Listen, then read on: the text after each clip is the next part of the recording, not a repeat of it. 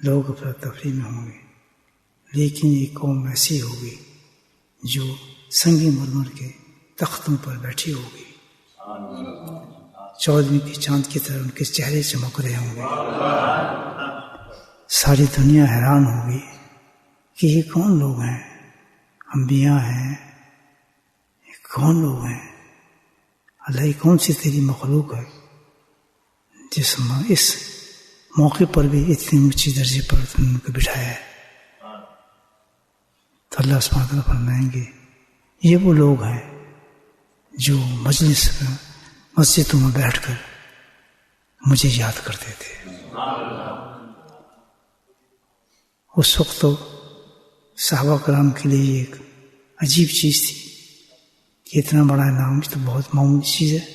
وہ تو ذکر کرنے والے لوگ تھے، ہر وقت اللہ کا ذکر میں محو رہنے لوگ تھے۔ تو ان کو کیا اندازہ تھا کہ ایک وقت ایسا بھی آ جائے گا کہ اللہ کا ذکر کرنے والے کوئی نہیں ہوں گے، اتنے محدود ہو جائیں گے، اتنے کم ہو جائیں گے کہ باقی جتنے بھی اور معاملات ہوں گے اس سے مسجدیں بھری ہوں گی، تھوڑی سی کوئی بات ہو اس سے مسجدیں بھری ہوں گی، اعلانات ہوں گے، لیکن جہاں ذکر کی بات ہوگی وہاں چند گنتی کے چند لوگ ہوں گے جو اللہ کو یاد کریں گے۔ ایسے موقع پر جو یاد کرنے والے ہیں،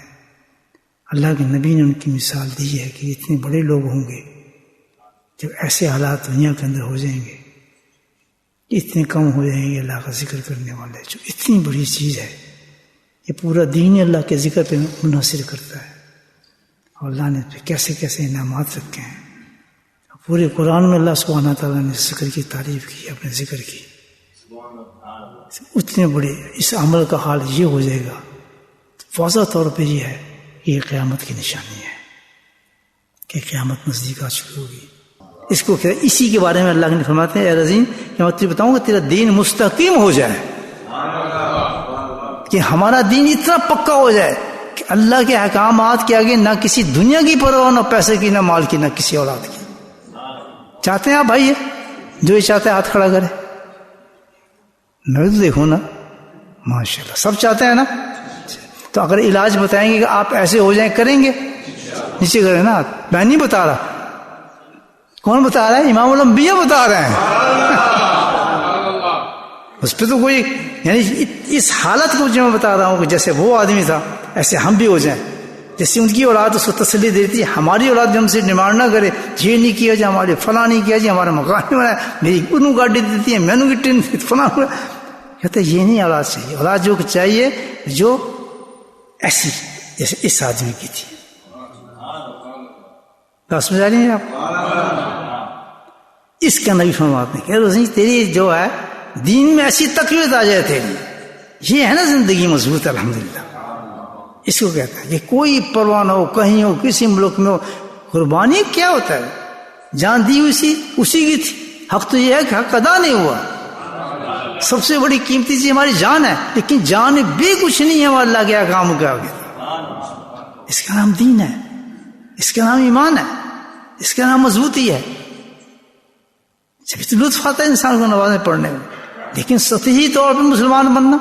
ایسے دین کو پیچھے رکھ دینا اور آسائشوں کو تلاش کرنا، یہ دین، یہ دھوکہ ہے۔ خود کو بھی دھوکہ دے رہے ہیں، دنیا کو بھی دھوکہ دے رہے ہیں، اور بہت جلد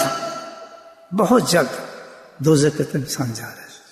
تو جب انسان تجزیہ کرے اپنا اور دیکھے کہ گناہ ہے ہی نہیں اس کے آگے، تو وہ بلکہ گناہ اس کو کرنے کا کہتے کچھ بھی نہیں ہے، وہ تو ایسے جیسے ناک سے مکھی ہٹا دیا آپ نے، کہتے اس سے کیا فرق پڑتا ہے، یہ نماز چلے گی تو کوئی بات ہے، وہ کہ وہ چھوڑو جی، خیر ہے، دنیا سب کرتی ہے ہم بھی کرتے ہیں، داڑھی کاٹنے سے کیا ہوتا ہے جی، سب کر رہے ہیں ہم بھی کر رہے ہیں، بے پردگی سے کیا ہوتا ہے جی، فلاں اس چیز سے کیا ہوتا ہے، ہر چیز کیا ہوتا ہے، کیا ہوتا ہے، کیا ہوتا ہے، کوئی چیز ان کے نزدیک کچھ نہیں ہوتی۔ تو فرمایا یہ اس وقت انسان جب یہ پوزیشن ہوتی ہے تو مکمل طور پر نفس امارہ کے اندر غرق ہوا ہوتا ہے، وہ شخص برباد ہے جس کے اندر یہ کیفیت ہے کہ گناہ اس کے نزدیک گناہ ہے ہی نہیں۔ گناہ والے کام جو بھی ہیں، وہ جھوٹ بولنا کوئی فرق نہیں پڑتا، کام نکلتا ہے جھوٹ سے نکال دو یا فرق نہیں پڑتا، فراڈ سے کوئی خیر ہے جی، کون دیکھ رہا ہے، چل جائے گا کام۔ جب اس پوزیشن میں ہو تو فرمایا یہ ہے، قرآن فرماتا ہے کہ اس حالت کے اندر جو انسان ہوتا ہے وہ کس میں نفس امارہ کے اندر ختم ہوتا ہے، اور یہ شخص بس موت کی دیر ہے، جہنم میں پہنچ چکا ہوتا ہے یہ شخص، جہنم میں پہنچ۔ اس پوزیشن کو چینج کرنا ہے دین کی طرف انسان نے، دوسری طرف لے کے آنا ہے کہ ایسا نہ ہو، بلکہ ہماری پوزیشن یہ ہو جائے کہ جب بندہ گناہ کرے تو اس کو احساس گناہ ہو،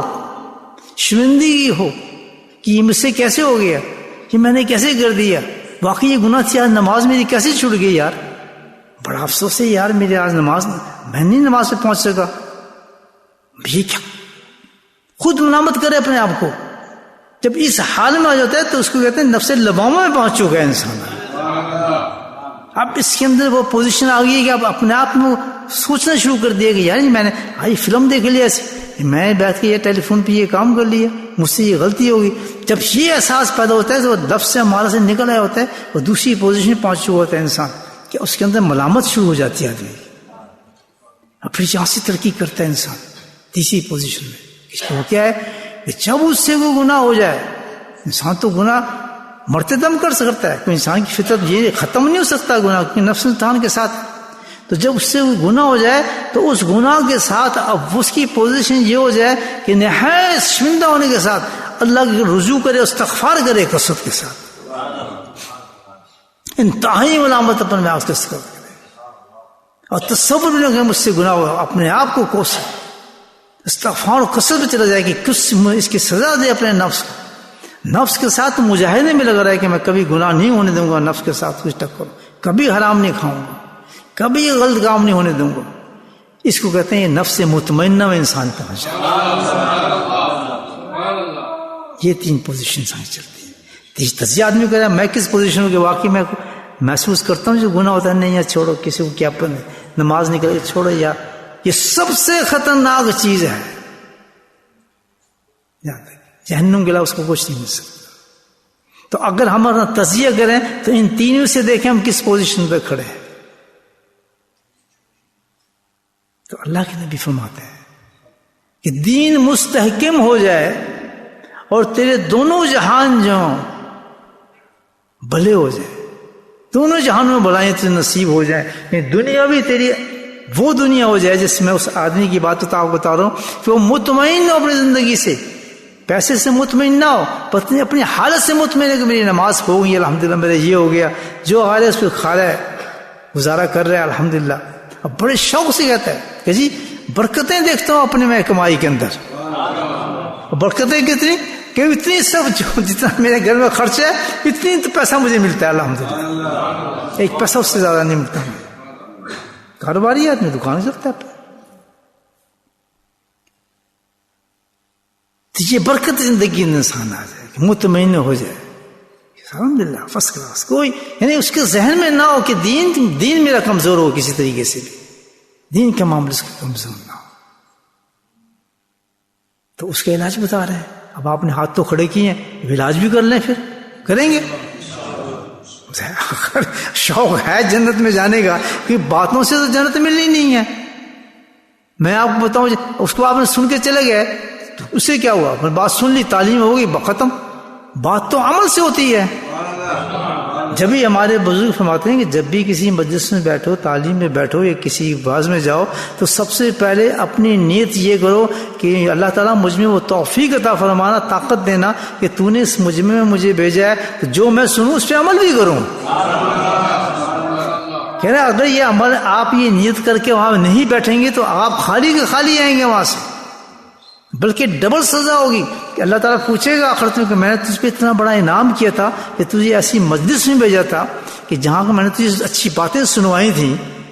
میں نے تجھے بھیجا تھا، تو نے وہاں اتنی نیت بھی نہیں کی، اتنی کوشش نہیں کہ اللہ تعالیٰ یہ جو باتیں تو مجھے پہنچائے گا تو میں اس پہ انشاءاللہ پوری کوشش کروں گا عمل کرنے کی، مجھے توفیق دینا اس چیز کی۔ تو میرے بھائی جب بھی جاؤ ہمیشہ نیت کر کے جائے کہ اللہ تعالیٰ جو تم مجھے وہاں باتیں سنائے گا، بتائے گا تو میں اس پہ انشاءاللہ عمل کرنے کی پوری توفیق کروں گا۔ شیطان کہ بڑا مشکل ہے، اللہ تعالیٰ سے بڑی کچھ آسان کرنے والی کو اور ہے طاقت، مجھے پتہ ہے جب ہم اللہ سے مدد مانگ رہے ہیں تو مشکل کیا چیز رہ جاتی ہے، ہم تو کچھ بھی نہیں کر سکتے، ہم تو آج یہاں بھی نہیں آ سکتے،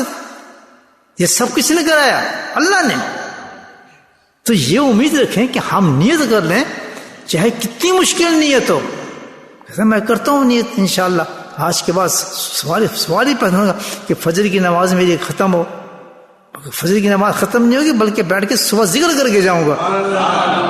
ہے بہت مشکل کام لیکن ہم بات کریں اپنے آپ سے. کیوں کہ ہم بول رہے ہیں اللہ کی طرف سے کہ کرنا تو نے ہے, ہم تو نہیں کر سکتے. تو ہم تو تیری وجہ سے بات کر رہے ہیں اللہ تعالیٰ کہ تو ہمیں اس قابل کر کے ہم صبح صرف نہ نماز پڑھیں بلکہ کیا ذکر کر کے یہاں سے نکلیں اور حج عمرے کا ثواب لے کر جائیں. اللہ کے نبی فرماتے ہیں کہ جس گھروں کے اندر اللہ کا ذکر ہوتا ہے پہنچ جاتے ہیں وہاں تک بھی, تو وہ گھر آسمان والوں کو سورج اور چاند کی طرح چمکتے ہوئے نظر آتے ہیں. تو اس وقت سوچتا تھا آدمی اللہ کے گھروں تک ذکر کیسے پہنچے گا؟ اب ہر گھر میں پہنچ رہا ہے ذکر, اس پوری دنیا میں پہنچ رہا ہے. کیلیفورنیا میں, نیو یارک میں ہے, مدینہ میں ہے, ریاض میں ہے, ہر جگہ. کیونکہ جہاں جہاں یہ آواز پہنچ رہی ہے مجلس لگی ہے اللہ کے ذکر کے لیے. خواتین گھر میں سن رہی ہیں, بیٹھی ہیں اس وقت کام سے فارغ ہو جاتی ہیں اور بیٹھ کے الحمدللہ آپ دیکھیں ہزاروں کے قریب اس وقت اللہ کے ذکر میں شامل ہوں گے. یہ نہیں کہ اللہ کا دین ختم ہو جائے گا, کبھی نہیں ہو سکتا. قیامت تک جس کو اللہ مانگے قیامت تک اللہ کا ذکر کے حلقے چلیں گے. اگر ہم پیچھے ہٹ گئے, ہم نے چھوڑ دیا کرنا, اس کا مطلب ہے کہ ختم ہو گئی ہے وہ چیز, کبھی نہیں. تو فرمایا اللہ کے ذکر کی مجلس کو مضبوطی سے پکڑو, اور جب تم تنہا ہو تو جتنی طاقت تمہارے میں ہے, یہ بہت بڑی بات ہے کہ جتنی بھی طاقت تمہارے میں اللہ کا ذکر کرتے رہو.